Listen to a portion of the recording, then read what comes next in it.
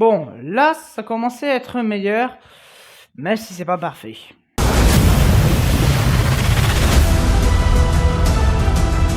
Bonjour à tous, c'est Tatobro, j'espère que vous allez bien. On se retrouve aujourd'hui pour parler de Spider-Man Far From Home. Voilà, donc le deuxième opus de la trilogie de Tom Holland. Et on va terminer aujourd'hui avec No Way Home. Voilà, on va finaliser tout ça. Encore 4 vidéos aujourd'hui, hein. On est, je crois que là, ça doit faire... Ouais, je crois qu'on se rapproche des 175 vidéos en même pas un an. Ouais, c'est plutôt costaud. On va pas se mentir. Oui, j'ai commencé ma chaîne mi-septembre.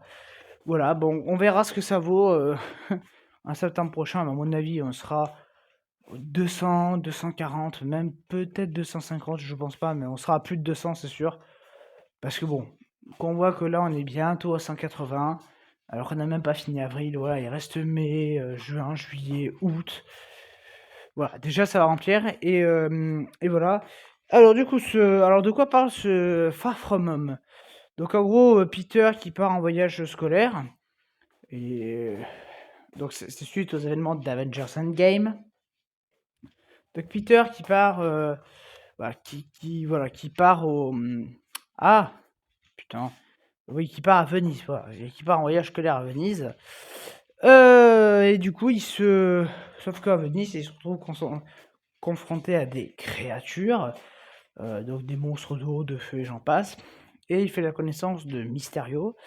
Et donc Nick Fury demande l'aide de Peter pour neutraliser la dernière grosse créature à l'aide de Mysterio. Sauf que bah, ça va pas se passer comme prévu. Mysterio il va pas être gentil et voilà. C'est un film que je trouve plutôt bien. Le défaut que j'ai avec ce film, c'est que la menace. Mysterio, il aurait pu être super bien.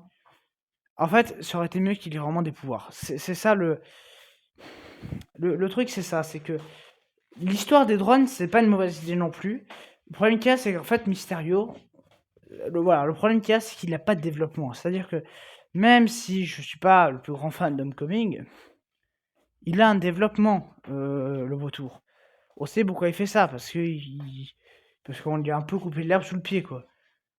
Et là, ben, le problème que j'ai avec ce film-là, c'est qu'en fait, voilà, il veut se venger de Nick Fury, il veut tuer Peter Parker, ouais, il veut s'en débarrasser, mais en fait, voilà, il veut se débarrasser de Stark, mais pourquoi? Vraiment, c'est n'importe quoi. Je comprends pas trop ce délire. Voilà, en plus, pourquoi il veut se débarrasser de Stark, sachant que Stark a quand même sacrifié sa vie entière pour l'humanité. Bon, c'est un méchant que je trouve très débile, très bizarre. Sinon, oui, niveau scène d'action, là, ça en jette beaucoup plus. Il y a beaucoup plus de spectaculaire. Beaucoup plus que Homecoming. Voilà, ça en jette beaucoup plus dans ce film. Et voilà, les trucs des créatures. Alors, ça, pareil, les créatures, j'aurais bien aimé que ça en soit des vrais. Ça aurait été beaucoup mieux. Parce que là aussi, il y a un problème. C'est-à-dire qu'en gros, c'est des créatures, par exemple, d'eau ou de feu. Mais je sais pas, quand tu te combats contre, tu le sens pas que c'est pas de l'eau ou que c'est pas du feu. Voilà, c'est très bizarre. Pareil, ça jette du feu. En fait, on apprend que c'est juste que ça tire, mais là aussi, il y a un truc qui est pas logique. Enfin, tu le vois bien quand c'est un tir et quand c'est du feu. Voilà, je trouve qu'il y a plein d'illogismes dans ce film. C'est un peu ça le point dommage, en plus du méchant. Mais sinon, oui, ça jette. La partie où Peter Parker est dans la vision, ouais, c'était vraiment génial. C'était pas dégueu, c'était génial. Mais ouais, voilà, je trouve que c'est vraiment un film que j'ai plaisir à revoir d'un point de vue action, mais qui est quand même un peu débile, on va pas se mentir. Donc voilà, ce Far From Home, c'est un peu moite-moite, je saurais pas trop dire.